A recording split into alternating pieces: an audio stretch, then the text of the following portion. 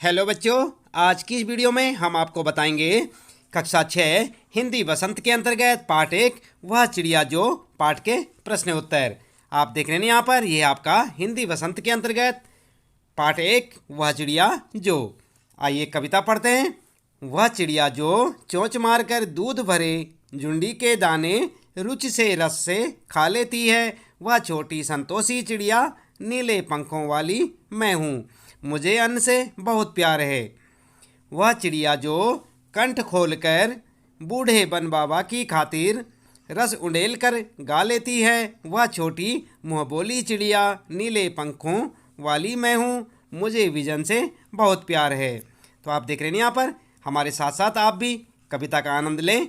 और इसके बाद आगे लिखा है बच्चों, वह चिड़िया जो चोंच मार कर चढ़ी नदी का दिल टटोल कर जल का मोती ले जाती है, वह छोटी गर्वीली चिड़िया नीले पंखों वाली मैं हूँ, मुझे नदी से बहुत प्यार है।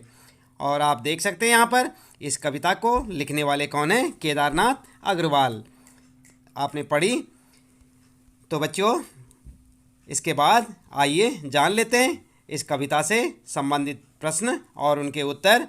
और आप अर्थ के बारे में जानना चाहेंगे तो आप यहाँ पर पढ़ सकते हैं। कवि ने बताया कि उसके स्वभाव में नीले पंखों वाली एक छोटी चिड़िया है, वह संतोषी है, अन्न से बहुत प्यार करती है, वह अपनेपन के साथ कंठ खोलकर पुराने घने वन में बेरोक गाती है, मुँह बोली है, एकांत में भी उमंग से रहती है, वह उफनती नदी के विषय में जानकर भी जल की मोती सी बूंदों को चोंच में भर लाती है, उसे स्वयं पर गर्व है, वह साहसी है, उसे नदी से लगाव है। कवि ने अपने भीतर की कल्पी चिड़िया के माध्यम से मनुष्य के महत्वपूर्ण गुणों को उजागर किया है।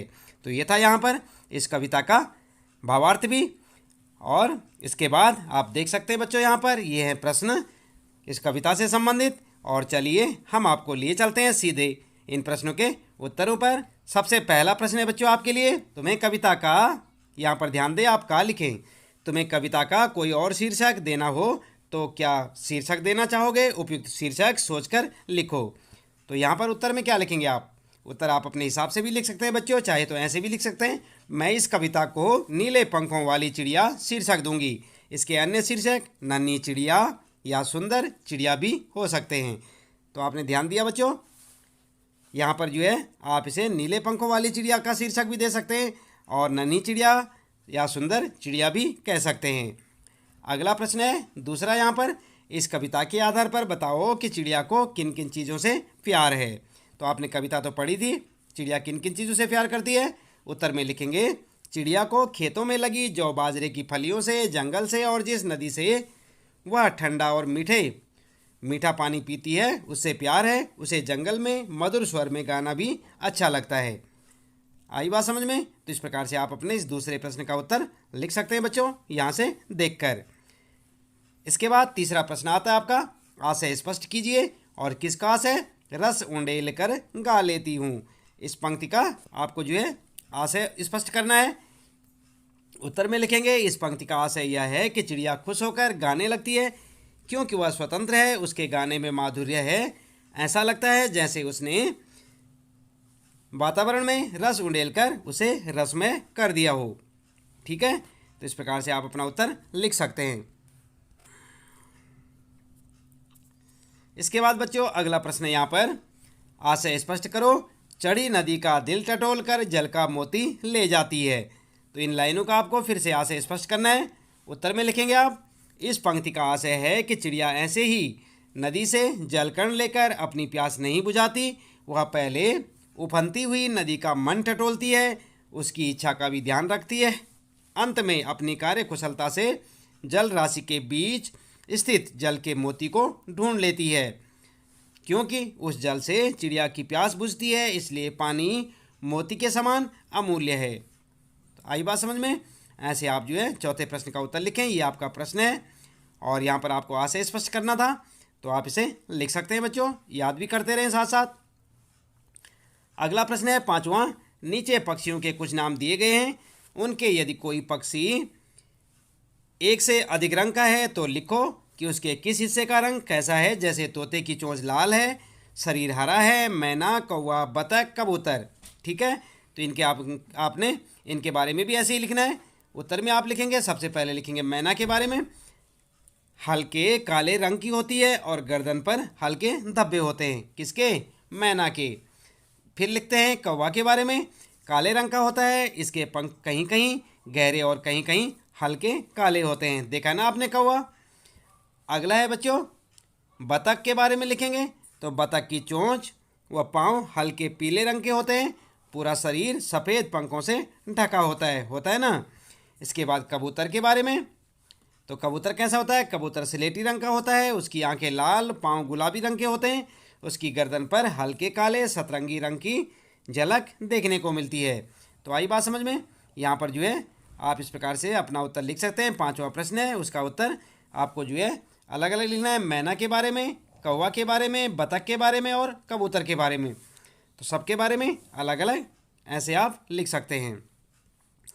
इसके बाद बच्चों 6ठा प्रश्न देखते हैं यहाँ पर, कविता का हरबंद वह चिड़िया जो से शुरू होता है और मुझे बहुत प्यार है पर ख़त्म होता है, तुम भी दी गई इन पंक्तियों का प्रयोग करते हुए अपनी कल्पना से कविता में कुछ नए बंद जोड़ो। तो आप अपने हिसाब से भी जोड़ सकते हैं और चाहे तो ऐसे यहाँ पर जोड़ सकते हैं बच्चों। उत्तर में लिखेंगे आप, वह चिड़िया जो गाती है मुझे उड़ना बेशुमार है, देखना हर एक गांव है, बनाने मित्र हजार हैं, मुझे जीवन से बहुत प्यार है। तो लिखेंगे ना आप, इसी प्रकार से लिख सकते हैं और चाहे आप अगर बना सकते हैं तो अपने हिसाब से भी दूसरा लिख सकते हैं। इसके बाद बच्चों बात करते हैं यहाँ पर भाषा की बात के कुछ प्रश्न हैं आपके, और इसमें है 7वां प्रश्न है, पंखों वाली चिड़िया ऊपर वाली दराज, नीले पंखों वाली चिड़िया सबसे ऊपर वाली दराज। यहाँ रेखांकित शब्द विशेषण का काम कर रहे हैं। अगले पृष्ठ पर वाला वाली जोड़कर बनने वाले कुछ और विशेषण दिए गए हैं। ऊपर दिए गए उदाहरणों की तरह इनके आगे एक एक विशेषण और जोड़ो। तो यहाँ पर देख रहे हैं ना आप, यहाँ पर जो है शब्द, यहाँ पर जो है लाइनें दी हुई हैं, इनके आगे आपने विशेषण लगाना है। सबके आगे आपको विशेषण लगाना है। मोरों वाला बाग, पेड़ों वाला घर, फूलों की क्यारी, फूलों वाली क्यारी, खादी वाला कुर्ता, रोने वाला बच्चा, मूँछों वाला आदमी। तो उत्तर क्या लिखेंगे आप? इन सब के आगे क्या क्या लगाएंगे? जैसे यहाँ पर लगा रखा है ऐसे लगाएं सुंदर, आगे क्या लगाएंगे? सुंदर मोरों वाला बाग। और पेड़ों वाला घर में क्या लगाएंगे? हरे भरे पेड़ों वाला घर। फूलों वाली क्यारी के आगे क्या लगाएंगे? गुलाबी। और खादी वाला कुर्ता के आगे सफ़ेद खादी वाला कुर्ता। और रोने वाला बच्चा, इसके आगे लिख देंगे आप बिलख बिलख कर रोना। और मूँछों वाला आदमी के आगे बड़ी मूँछों वाला आदमी। तो इस प्रकार से आपका ये उत्तर हो जाएगा। इसके नीचे लाइन भी लगा दें ऐसी जैसी यहाँ पर लगा रखी है, और इसे अच्छी तरह समझें बच्चों। देख रहे हैं ना आप, ये है आपका 7वां प्रश्न और उसका उत्तर।